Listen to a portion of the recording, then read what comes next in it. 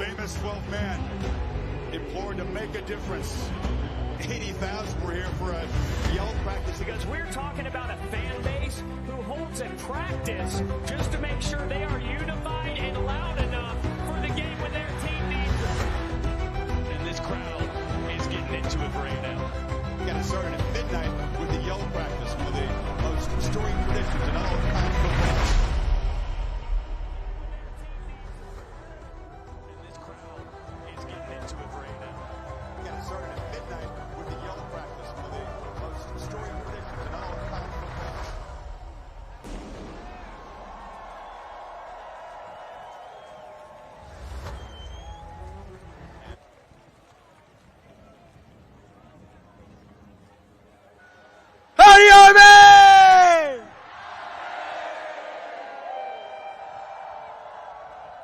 Welcome back to Kyle Field for another week of midnight yell practice and another week of Fightin' Texas Aggie football.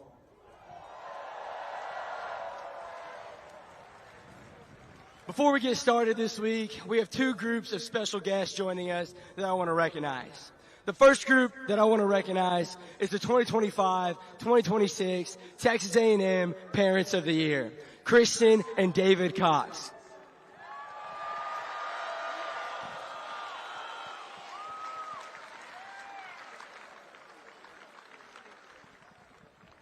Nominated by their son, Kyle, class of 2018, Kristen and David exemplify the Aggie spirit and their dedication to their community, family, and Texas A&M. Kristen is a proud owner of the 12th Man Technologies and a proud advocate for students and their families. She has served in the El Paso A&M Club, was the president of the Aggie Women Network, and has mentored countless students. David has continued to be a quiet and consistent contributor to their family and to Texas A&M in his work and service. Together, they have left a generational impact for Texas A&M and their student body. Please join me in recognizing Kristen and David.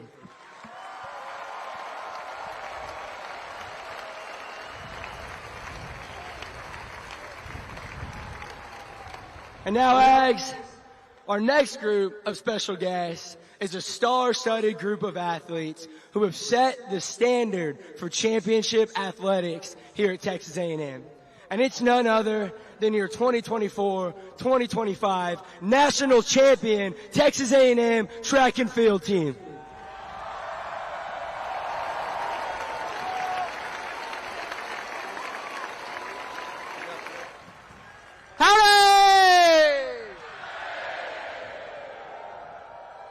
My name is Grant Ashby. I am a member of the Fightin' Texas Aggie class of 2027. And I have been blessed to represent you, the 12th man, in this incredible institution on the track as a member of the track and field team. Behind me, I have some of my teammates. And we just want to take a second and express our gratitude for you, the 12th man. Thank you for cheering us on day in and day out, showing up here at midnight to support your Fightin' Texas Aggies.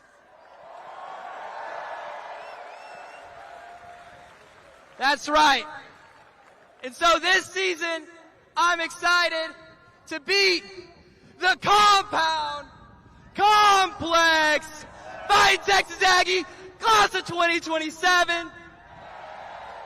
Fightin' Texas Aggie, reigning men's SEC champions. Fightin' Texas Aggie, reigning men's national champions. Hell, out of everybody who tries to toe the line and compete against us on the track. So I would love to see you guys next weekend, next Saturday. We have our first home cross-country meet. And if you want to be in the heat of an Aggie athletic event, you've come to the right place. Dale Watts cross-country course is the place to be mere feet away from the Fightin' Texas Aggie as we beat the hell out of everybody who toes the line against us. So I'll see you next Saturday. Thanks, gig 'em, and God bless Texas A&M.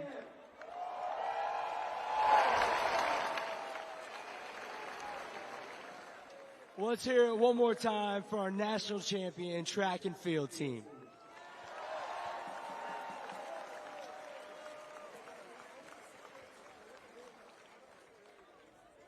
Well, Ags, here we are, back in Kyle Field, 1-0, and this time tomorrow night, we're going to be 2-0 as we're gearing up to travel to South Bend, Indiana next week. You know, I came in here tonight and I genuinely considered just going ahead and skipping on and talking about Notre Dame and how bad we're going to beat them, because the team that we're playing tomorrow is just genuinely that irrelevant. But I understand we're an SEC school. You know, in these non-conference games, we've got to stack up the schedule so we can get some wins, and I completely support that. But I'm going to call it how it is. And tomorrow, these fake Aggies are going to come here in the morning and get mollywopped so hard that we're going to show the Mountain West Conference what real football looks like. I genuinely cannot believe that these guys have the audacity to call themselves Aggies and then step in the ring and go toe-to-toe with the real Fightin' Texas Aggies. It's going to be a massacre. In all honesty, Ags, there is nothing comparable between us and Utah State. I mean, their home stadium on a sellout night holds 25,000 fans. That's one day of ticket pull here at Texas A&M. I mean, that's utterly embarrassing. And now let's talk about the fact that they call themselves the Aggies, but their mascot is a cow named Big Blue. I wonder if the rest of their student body matches the same description. But you know what? Going back to cows, you know, here in Texas, cows are good for just a few things. They're good for branding, they're good for grilling, and they're good for eating a good steak or burger before the fourth quarter is over. And that's exactly what's going to happen tomorrow morning in Kyle Field. We're going to be done feasting and playing with our food before the fourth quarter even starts. But seriously, Ags, I'm just fired up for the masterclass that we're going to see from Marcel Reed, Mario Craver, Casey Concepcion. I mean, seriously, after last week with 194 combined receiving yards between those two receivers and 3 touchdowns against UTSA, I can only imagine what the stat line is going to be against this Cowtown defense from Utah. And Ags, tomorrow morning, we're back here in Kyle Field. We're back with a week of experience under our belt. We're back with a win under our belt. And we're back here with essentially a high school football team at our disposal. So 12th man, when you get in Kyle Field tomorrow morning, I want you to do what you do. Pack this place out. Bring the energy and bring the most intense environment that this little boys club from Utah has ever seen. Let's have Fightin' Texas at yell practice.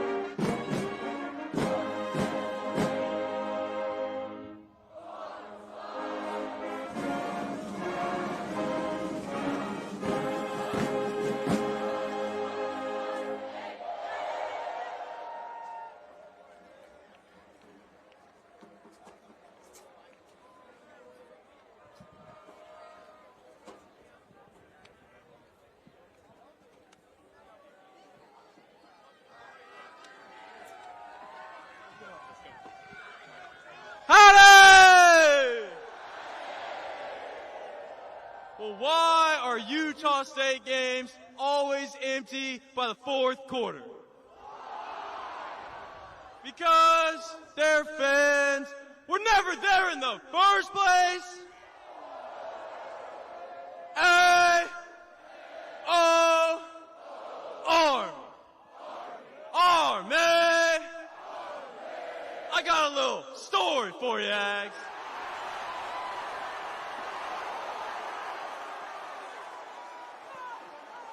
Well, one day, there was a no good, mouth breathing, pale skin, Utah State fan. Well, he was looking for a house. And so he went to the best real estate agent in the entire state. None other than Old Rock, the Good Ag. Well, he told Old Rock what he was looking for. About 27 acres, a couple bedrooms, and a really large entryway.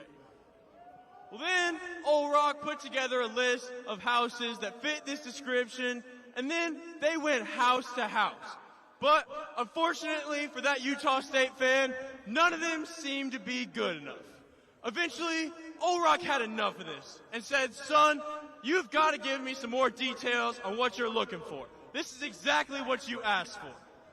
Then that stupid fake Aggie said, well, Old Rock, you see, the problem with these houses is really the doorways. Then Old Rock just sat there and took a long pause before saying, son, that has got to be the dumbest thing I've ever heard. If these houses are exactly what you're looking for, why would you get so hung up on some stupid door frames? Then that stupid fake Aggie said, well, Old Rock, you kind of hit it on the head, but I don't think you really got what I was saying.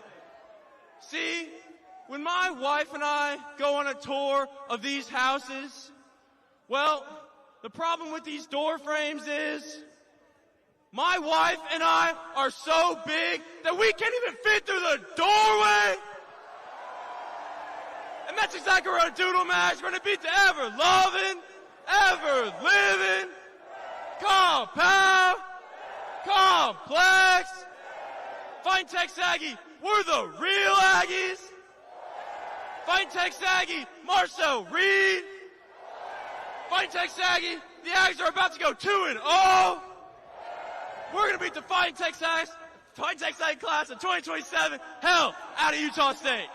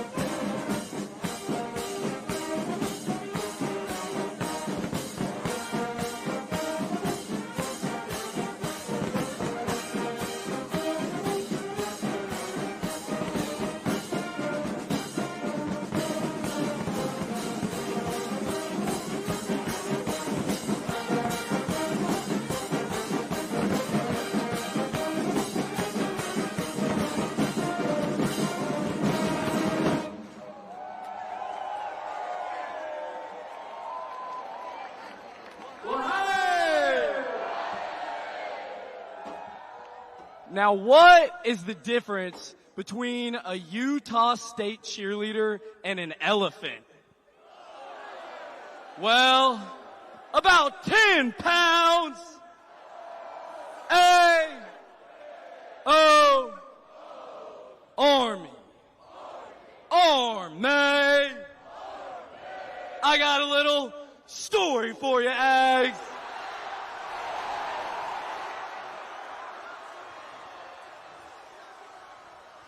Well, one day, there was this hanky-panky, tree-hugging, BYU reject, Utah State Aggie. And he decided that he wanted to come down to Texas A&M to see what it was like to be a real Aggie. So, him and his entire family came down to witness one of Texas A&M's greatest traditions, Midnight Yell. Now, during Midnight Yell, that fake Aggie somehow wandered all the way down to the field, where he just so happened to run into none other than Old Rock, the good Ag. Now, Old Rock, being the good Ag that he is, decided to show him around a bit, and he even told him about all the traditions at Midnight Yell. He told him about the pushing, the fables, but most importantly, he even told him about the world-famous Parsons Mounted Cavalry.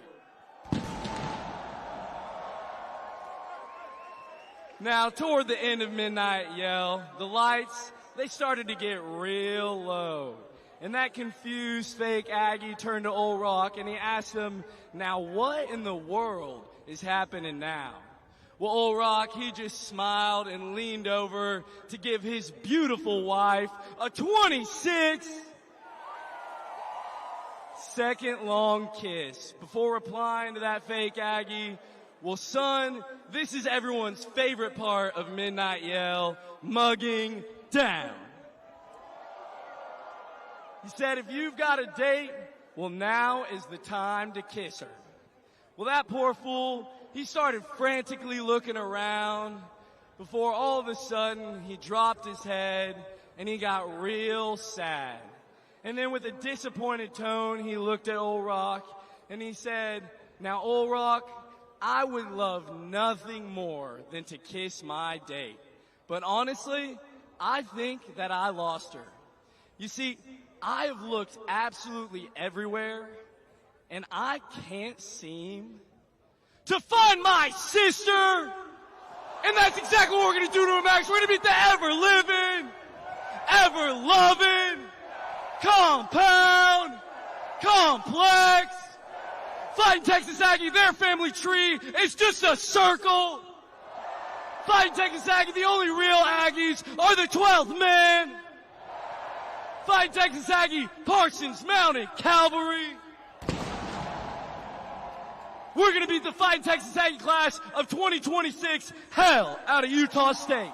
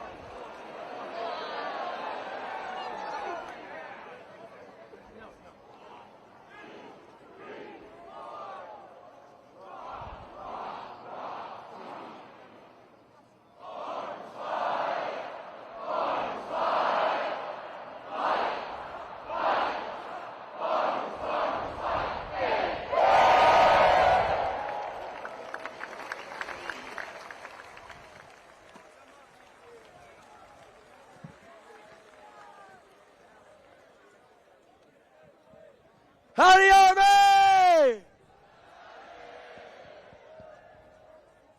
Well, Ags. Hello. Howdy. Well, Ags, it's an honor and a blessing to be here on our second Friday night, second home midnight yell practice of the season with you all, the 12th man. I just got to say, for an 11:45 kickoff, to have this many Ags in the stadium with this amount of energy just shows what Texas A&M is all about. And now, Ags, I want to take a quick second to address something from last weekend when we beat the hell out of UTSA. It was a great game, and we sent them home crying, but I want to address something that we were a little disappointed in. Going into the end of the third quarter and the beginning of the fourth quarter, as we look in the stands, I was disappointed to see almost half of our student section already gone from the game.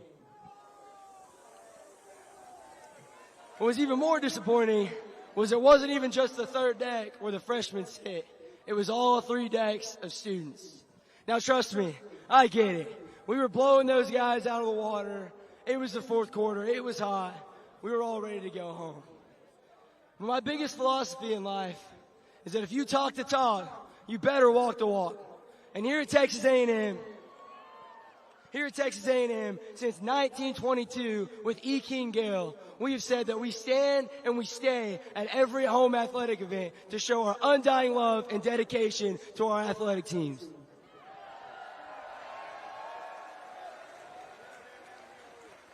So, Ags, we can't come out in our first home football game on national television and have half the student section gone before the game's even over.